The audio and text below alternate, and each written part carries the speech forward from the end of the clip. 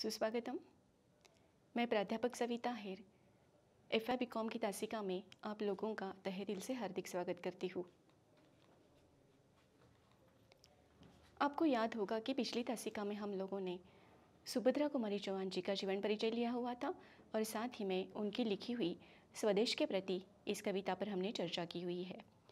इस कविता के माध्यम से हमें यह संदेश मिलता है कि जननी जन्मभूमिश्च स्वर्गदपि करियसी, अर्थात माँ और वतन स्वर्ग से भी बढ़कर होता है। अंग्रेज़ी की जंजीरों से जब हमारा भारत आज़ाद हुआ या आज़ादी का तोहफा जब हमें मिला तो इसकी खुशी हर भारतवासी के मन में थी और इसी खुशी का चित्रण सुभद्रा कुमारी चौहान जी ने स्वदेश के प्रति इस कविता में किया हुआ है। आज हमारी कार्यसूची कुछ इस तरह से है। प्रथमतः हम इस कविता का उद्देश्य देखेंगे, कवि का परिचय लेंगे और उसके बाद कविता का भावार्थ या सारांश इस पर चर्चा करेंगे और अंत में आप लोगों को मूल्यांकन के लिए कुछ प्रश्न दिए जाएंगे। आज हम जो कविता देखने वाले हैं, इस कविता के पीछे मूल उद्देश्य है कि आज हम देखते हैं कि हम विकास करना चाहते हैं, परंतु विकास करते समय हम थोड़ी सी गलत राह पर निकल पड़े हैं। जिस पर्यावरण की गोद में हम पलते हैं, बढ़ते हैं, उसी का रास हम करते जा रहे हैं और इसी बात के प्रति हमें समस्त मानव जाति को सचेत कराना है। रोते हुए पेड़ हमें ये बताना चाहते हैं कि हमें मत काटो और साथ ही में पेड़ से ही मानव जीवन है, ये हर किसी को जताना हमारा प्रयत्न है। इस कविता के कवि है शंभुनाथ सिंह जी। प्रथमतः हम कवि शंभुनाथ सिंह का अल्प परिचय प्राप्त करते हैं। शंभुनाथ सिंह जी का जन्म 17 जून 1916 को गांव रावतपुर, उत्तर प्रदेश, जिला देवरिया में हुआ था। आपका हिंदी कविता में नवगीत के एक प्रमुख प्रणेता और प्रगत कवि के रूप में विशेष स्थान है। आपकी कविता में मानव जीवन की आधुनिक विसंगतियाँ और उनका अत्यंत प्रभावशाली चित्रण हुआ है। आपने नवगीत को हिंदी साहित्य की एक प्रमुख लोकप्रिय विधा के रूप में स्थापित करने में महत्वपूर्ण भूमिका निभाई हुई है। आपकी कविताएं नई बौद्धिक चेतना से संपृक्त है। इस महान कवि का देहांत 3 सितंबर 1991 में हुआ है। इनकी प्रमुख कृतियाँ हैं। प्रथमतः कविताएं उदयाचल, रूपरश्मि, माताभूमि, छायालोक, दीवालोक, जहाँ दर्द नीला है, वक्त की मीनार पर ही उनके कविता संग्रह है। उन्होंने संपादन का कार्य भी किया हुआ है। उसमें नवगीत दशक 1, नवगीत दशक 2, नवगीत दशक 3 और नवगीत अर्धशती इस प्रकार से है। आज हम जिस कविता पर चर्चा करने वाले हैं, कविता का विषय है पेड़ की पुकार। अब देखिए, जब हमें कोई पुकारता है तो उसकी तरफ ध्यान देना हमारा प्रथम कर्तव्य होता है। आज हम जानते हैं कि कोरोना की पेंडेमिक सिचुएशन में मनुष्य ने जो अनुभव किए हैं, शायद ये अनुभव उसे पहले कभी नहीं मिले थे। ऑक्सीजन हमारे लिए कितना मायने रखता है और जिन रुग्णों को ऑक्सीजन नहीं मिल पाया, उनका केवल ऑक्सीजन की वजह से देहांत हुआ है और इसीलिए आज कम से कम हमें हमारी आंखें खुली रखनी चाहिए, हमें पेड़ लगाने चाहिए और पेड़ जो है रोते रोते हमें यही बताना चाहते हैं। प्रथमतः आपके सामने ये कविता मैं प्रस्तुत करती हूँ। रो रो कर पुकार रहा हूँ, हमें ज़मीं से मत उखाड़ो। रक्तस्राव से भीग गया हूँ मैं, कुल्हाड़ी से अब मत मारो। आसमां के बादल से पूछो, मुझको कैसे पाला है। हर मौसम में सिंचा हमको, मिट्टी करकट छाड़ा है। उन मंद हवाओं से पूछो, जो झूला हमें झुलाया है। पल पल मेरा ख्याल रखा है, अंकुर तभी उगाया है। तुम सूखे इस उपवन में पेड़ों का एक बाग लगा लो। रो रो कर पुकार रहा हूँ, हमें ज़मीं से मत उखाड़ो। इस तरह की सुंदर छाया हमें पेड़ों से बनी हुई है। मधुर मधुर ये मंद हवाएं अमृत बन के चली हुई है। हम ही से नाता है जीवों का, जो धरा पर आएंगे। हम ही से रिश्ता है जन जन का, जो इस धरा से जाएंगे। शाखाएं आंधी तूफानों में टूटी, ठूंठ आँख में अब मत डालो, रो रो कर पुकार रहा हूँ, हमें ज़मीं से मत उखाड़ो। हम ही करते सब प्राणी को अमृत का रस प्राण, हम ही से बनती कितनी औषधि, नई पनपती जान।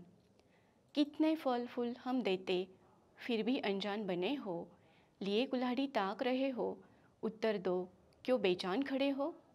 हम ही से सुंदर जीवन मिलता, बुरी नज़र मुझ पे मत डालो, रो रो कर पुकार रहा हूँ, हमें ज़मीन से मत उखाड़ो। अगर ज़मीन पर नहीं रहे हम, जीना दुभर हो जाएगा, त्राही त्राही जन जन में होगी, हाहाकार भी मच जाएगा। तब पछताओगे तुम बंदे, हमने इन्हें बिगाड़ा है, हम ही से घर घर सब मिलता है, जो खड़ा हुआ किवाड़ा है। गली गली में पेड़ लगाओ, हर प्राणी में आस जगा दो, रो रो कर पुकार रहा हूँ, हमें ज़मीं से मत उखाड़ो, हमें ज़मीं से मत उखाड़ो। कविता का जो प्रथम चरण है, इस प्रथम चरण में कवि अपनी भावना प्रकट करते हैं। आप लोगों को पता है कि हमें अगर छोटी सी भी चोट लग जाती है, थोड़ी सी भी ठेस लग जाती है, तो हमें दर्द होने लगता है, क्योंकि हम सजीव हैं। हम सजीव है, इसलिए हमें वेदना होती है। परंतु कभी हमने ये सोचा है कि ये जो पेड़ पौधे हैं वो भी सजीव है, और इस तरह से जब हम इस कांक्रीटीकरण के युग में उन्हें काटते हैं और उन्हें ज़मीन से उखाड़ते हैं, हम उन पर कुल्हाड़ी से घाव करते हैं, और जब कुल्हाड़ी से घाव करते हैं तो उनके भी शरीर से खून बहता है। लेकिन आज हम मनुष्य इतने स्वार्थी हो चले हैं कि हमारा इस बात की तरफ ध्यान ही नहीं जाता है। और इसलिए कवि प्रथम चरण में कहते हैं कि जब हम पेड़ पौधों पर कुल्हाड़ी से घाव करते हैं तो उन्हें भी वेदना होती है और उनके शरीर से खून बहने लगता है। और इसलिए ये पेड़ पौधे अपने आप को रक्तस्राव में भीग गए हैं ऐसा वो महसूस करते हैं, और इसलिए वो हमें यहाँ पर बताते हैं कि हमें ज़मीन से मत उखाड़ो, क्योंकि मैं रक्तस्राव से भीग गया हूँ, ऐसा मुझे महसूस हो रहा है। दूसरे चरण में कवि यहाँ पर कहते हैं, आसमां के बादल से पूछो मुझको कैसे पाला है, हर मौसम में सींचा हमको, मिट्टी कर कर झाड़ा है। जैसे कि आप लोगों को पता है कि हमारे माता पिता हमें किस तरह से बड़ा करते हैं, हमारा भरण पोषण करते समय उन्हें कितनी दिक्कतें आती है, आर्थिक समस्याओं से जूझते हैं, लेकिन प्रथमतः हमारी आवश्यकताओं को पूरा करते हैं। उसी तरह से जब इन पेड़ पौधों को बड़ा करना होता है तो उन्हें भी पानी की ज़रूरत होती है, खाद की ज़रूरत होती है। परंतु देखिए, जो पेड़ पौधे हम अपने आजू बाजू में लगाते हैं उन्हें हम पानी डालते हैं, खाद डालते हैं, परंतु जंगल में जो पेड़ पौधे उगते हैं उनका भरण पोषण कौन करता है। और इसलिए कवि कहते हैं कि आसमान के जो बादल होते हैं उनसे पूछिए कि उन्होंने हमें किस तरह से पाला है, किस तरह से पोसा है, बल्कि हर मौसम में उन्होंने हमारी वहाँ पर चिंता की हुई है। केवल बारिश के दिनों में ही पानी डालना ऐसा नहीं है, बल्कि गर्मी के दिनों में भी इन बादलों ने हमें किस तरह से सींचा है, ये आप उनसे पूछिए, और तब आपको पता चलेगा कि हमें पेड़ पौधों को क्यों नहीं तोड़ना चाहिए। उन मंद हवाओं से पूछो जो झूला हमें झुलाया है, पल पल मेरा ख्याल रखा है, अंकुर तभी उगाया है। अब देखिए, आपको पता है कि जब हम छोटे होते हैं माँ हमें झूले में डालती है और बड़े प्यार से झूला झुलाती है। जिस तरह से हमें झूला झुलाया जाता है उसी तरह से ये पौधे जब छोटे होते हैं तो इन्हें भी झूला झुलाया जाता है, और ये झूला झुलाने का काम करती है मंद मंद हवाएं। और इसलिए माँ हर पल छोटे शिशु का ख्याल रखती है, कहीं मेरा बेटा गिर न जाए, उसे चोट ना आ जाए, इन बातों का जब वो ध्यान रखती है तो उसी तरह से इन पौधों का भी छोटी छोटी बातों में ध्यान रखने का काम ये मंद मंद हवाएं करती है, और तब कहीं जाकर इनमें अंकुर उगाते हैं, और फिर ये अंकुर धीरे धीरे बड़ा होता जाता है और इससे एक पौधा बन जाता है। शाखाएं आंधी तूफानों में टूटी, ठूंठ आँख में अब मत डालो, रो रो कर पुकार रहा हूँ, हमें ज़मीं से मत उखाड़ो। जैसे कि आप लोगों को पता है, जब तूफान आता है, आंधी आती है, तो इसमें केवल मनुष्य हानि होती है ऐसा नहीं है, बल्कि इसमें पेड़ पौधों का भी काफ़ी नुकसान हो जाता है। और इसलिए आगे पेड़ हमसे याचना करते हैं कि आंधी तूफान के कारण पहले से ही मेरी बहुत सारी शाखाएं टूटी हुई है, इससे मेरा बहुत सारा नुकसान हुआ है, इससे मुझे बहुत सारी वेदना हुई है, और इसलिए अब आप लोग क्या करो कि मेरे आँख में कम से कम ठूंठ मत डालो, मुझे नुकसान मत करो, क्योंकि मैं रो रो कर तुम्हें ये बातें बताना चाहता हूँ। क्योंकि आपको पता है, जब हम किसी को रोते हुए देखते हैं तो हमारा हृदय पिघल जाता है, हमारे हृदय में स्थित करुण रस जागृत हो जाता है, हमें दया आने लगती है। और इसलिए करुण रस का इस्तेमाल करते हुए कवि हमारे सामने ये भावना प्रकट करना चाहते हैं। हमें करते सब प्राणी को अमृत का रसपान, हमें से पंटी कितनी औषधि नई पनपती जान। जैसे कि अब लोगों को पता है कि पेड़ पौधों में जो भी आता है, मतलब जितने भी फल फूल आते हैं, उनका उपयोग कभी खुद के लिए नहीं करते हैं, बल्कि इस सृष्टि पर जितने भी प्राणी मात्र है उन सभी को रसपान देने का काम ये पेड़ पौधे करते हैं। जैसे कि आप लोगों को पता है कि एलोपैथी, होम्योपैथी और आयुर्वेदा, ये 3 प्रकार की वैद्य हमें दिखाई देती है। लेकिन आजकल हम लोग अधिकतर जो एलोपैथी है उसका उपयोग करते हैं, क्योंकि हमें तुरंत बीमारी में इलाज चाहिए होता है, और इसलिए हम एलोपैथी का इस्तेमाल करते हैं। परंतु हमें पता है कि एलोपैथी के बहुत सारे साइड इफ़ेक्ट्स होते हैं। होम्योपैथी जो होती है उसमें काफ़ी समय लग जाता है, परंतु जो आयुर्वेदा है वो हमारा अपना है। आयुर्वेदा का उद्गम स्थान हमारा भारत देश है। लेकिन दुर्भाग्यवश हम देखते हैं कि आज जो भी संशोधन है वो पाश्चात्य देशों में हो रहे हैं, हमारे यहाँ पर आयुर्वेदा में विशेषकर ऐसे कोई संशोधन नहीं हो रहे हैं। लेकिन जब हम आयुर्वेदा का इस्तेमाल करते हैं, जो जड़ी बूटियाँ हम लेते हैं, जो औषधियाँ हम लेते हैं, उससे हमें कोई भी साइड इफ़ेक्ट्स नहीं होता है। और इसलिए आगे जाकर कवि कहना चाहते हैं कि हमसे कितनी सारी औषधियाँ बनती है, और इसीलिए हम लोगों को ज़मीन से मत उखाड़ो, क्योंकि आपके फ़ायदे के लिए ही हमारा पूरा जीवन है। कितने फल फूल हम देते, फिर भी अनजान बने हो, लिए कुल्हाड़ी ताक रहे हो, उत्तर दो क्यों बेजान खड़े हो। जैसे कि मैंने कहा कि जितने भी फल फूल है वो हमें केवल और केवल पेड़ पौधों से मिलते हैं। इनसे हमें गंध मिलती है, फूलों से प्रसन्नता आती है, भगवान के चरणों में हम फूल चढ़ाते हैं, जो बालाएँ होती है अपने जूड़ों में, अपने बालों में फूल डालते हैं, अपना सौंदर्य बढ़ाते हैं। लेकिन हम सब बातों से अनजान बन रहे हैं, जबकि हम जानते हैं कि हमारे लिए पेड़ पौधे बहुत सारे फ़ायदेमंद हैं। लेकिन कभी कभी ऐसा हो जाता है कि हम जानकर भी अनजान बनने की कोशिश करते हैं, और वही बात आज मनुष्य के लिए हो रही है। लेकिन आज सभी लोग क्या कर रहे हैं, आप लोगों को बताएं कि आज हमारे घरों का आकार काफ़ी बड़ा होता जा रहा है। लेकिन ये बड़े बड़े महल बनाने के लिए, बड़े बड़े घर बनाने के लिए हम पहले पेड़ों को काटते हैं, बल्कि आज हर मनुष्य क्या कर रहा है, अपने हाथ में कुल्हाड़ी लेकर इन पेड़ों को ताक रहा है कि चलो अब मैं इसे तोड़ देता हूँ। लेकिन यहाँ पर कवि कहते हैं कि मुझे कुल्हाड़ी लेकर तुम इस तरह से क्यों एकटक देख रहे हो, मुझे उत्तर दो, जानकर भी तुम क्यों अनजान बड़े बने हुए हो। तुम सूखे इस उपवन में पेड़ों का एक बाग लगा लो, रो रो कर पुकार रहा हूँ, हमें ज़मीन से मत उखाड़ो। अब देखिए कि जो ये उपवन है ये पूरी तरह से सूखे है, आज कहीं भी हमें पेड़ पौधे नज़र नहीं आते। और इसीलिए कवि यहाँ पर कहना चाहते हैं कि हम लोगों को क्या करना है, एक बाग लगानी है। एक बाग मतलब एक मनुष्य को एक बाग लगानी है, लेकिन कम से कम हमें क्या याद रखना है कि हम बाग नहीं लगा सकते तो कम से कम एक पेड़ से ही हमें लगाना है।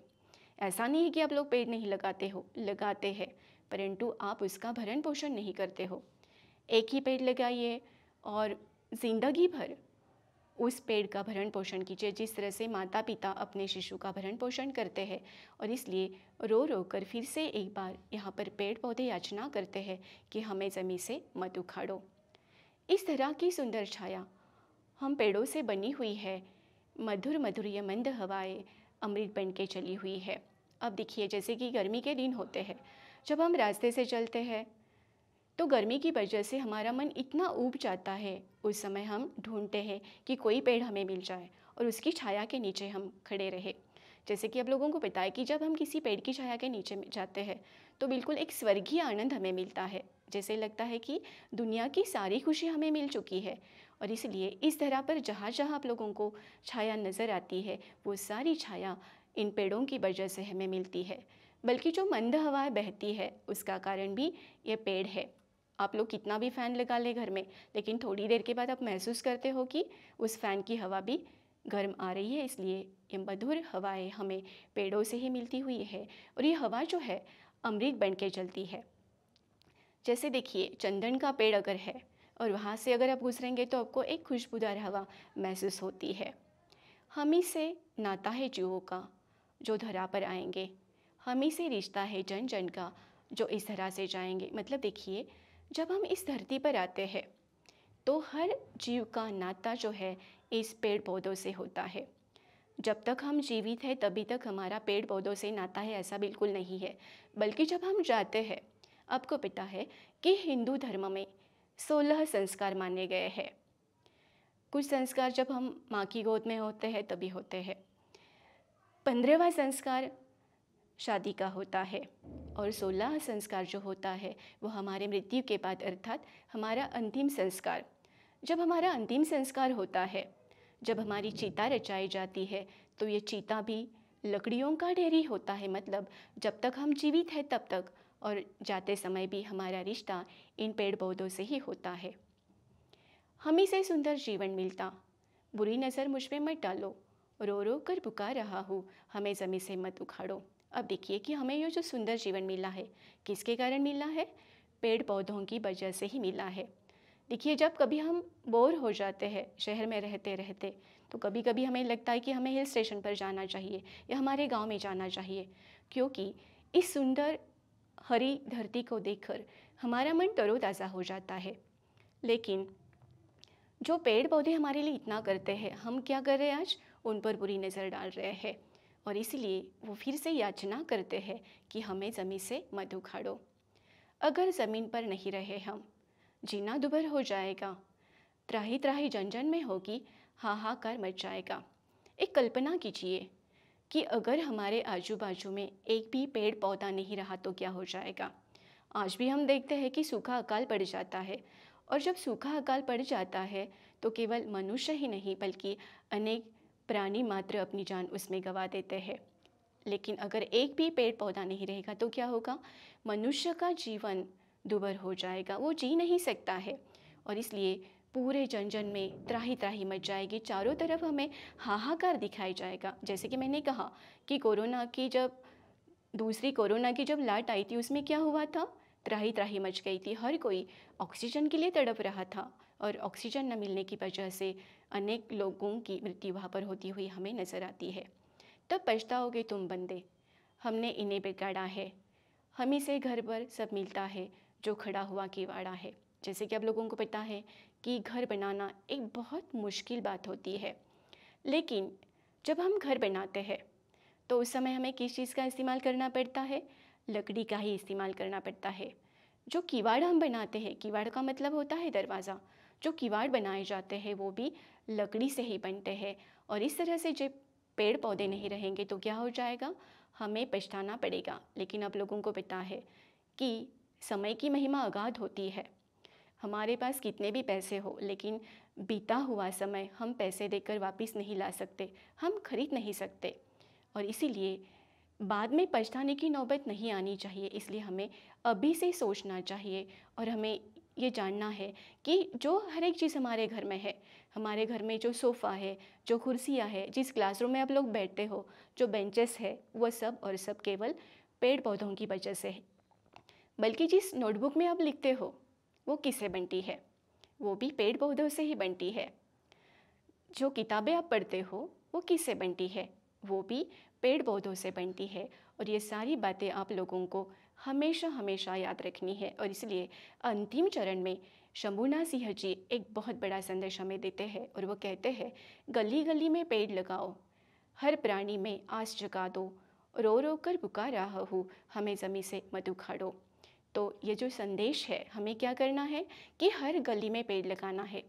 केवल जिस गली में हम रहते हैं उसी गली में हमें पेड़ लगाना है ऐसा नहीं है, बल्कि हर गली में जाकर हमें पेड़ पौधे लगाने हैं। हर प्राणी के मन में हमें ये आस जगानी है, हमें ये जताना है कि पेड़ों से ही हमारा जीवन है। और इसलिए अंत में फिर से वो कहते हैं, रो रो कर पुकार रहा हूँ, हमें ज़मीं से मत उखाड़ो। मतलब पेड़ पौधे भी हमारी तरह ही होते हैं, उनमें भी भावना होती है, उनमें भी संवेदना होती है। ये बात हमेशा हमें याद रखनी है और हमारे स्वार्थ के लिए हमें पेड़ पौधों को नहीं काटना है। वैसे स्वार्थ शब्द का मतलब बुरा नहीं होता, स्वार्थ का मतलब होता है स्वहित। परंतु हमारा स्वहित किस में है, ये भी हमें अच्छी तरह से सोचना है और हम लोगों को पेड़ पौधे लगाने हैं। ये बात हमें इस कविता के माध्यम से समझ में आई है। सारांश रूप में हम कह सकते हैं कि पेड़ों के कारण ही धरती माता अपना सौंदर्य बिखारती है। मधुर मंद हवाओं के कारण ही हमारा मानवीय जीवन बेहद सुखद हो जाता है। पेड़ों से हमें ऑक्सीजन मिलता है और मानव के लिए हानिकारक कार्बन डाइऑक्साइड वो शोषित कर लेते हैं। पेड़ मानव के मित्र है और अमृत के समान मानव के साथ चलते हैं। ये भी बात हमेशा याद रखिए। जो भी प्राणी मानव या सूक्ष्म जीव धरती पर जन्म लेते हैं, उन सभी का पेड़ों से अटूट नाता है, वो कभी भी नहीं टूट सकता है। और इसलिए हर व्यक्ति का फ़र्ज़ है कि पेड़ पौधे लगाकर अपनी संतान की तरह हमें उनका भरण पोषण करना है। जो कविता अभी हमने देखी है, इस कविता पर आप लोगों को जो होम असाइनमेंट दिए जा रही है उसके लिए कुछ प्रश्न हैं। पेड़ की पुकार कविता का भावार्थ लिखिए। तो इस प्रश्न का उत्तर लिखते समय आप लोगों को क्या करना है, प्रथम चरण से लेके अंतिम चरण तक कवि ने जो भी भावनाएं प्रकट की है उनको संक्षेप में लिखना है। पेड़ों को किसने झुलाया है, ये एक उत्तर में लिखना है। मनुष्य को अमृत का रसपान कौन करता है, रक्त स्राव से कौन भीग गया है, औषधि किससे बनती है। इन सारे प्रश्नों के उत्तर आप लोगों को लिखने हैं और उसके बाद आप लोगों को गूगल क्लासरूम पर ये सबमिट करना है। अगली तासिका में हम फिर से एक कविता पर अध्यापन करेंगे।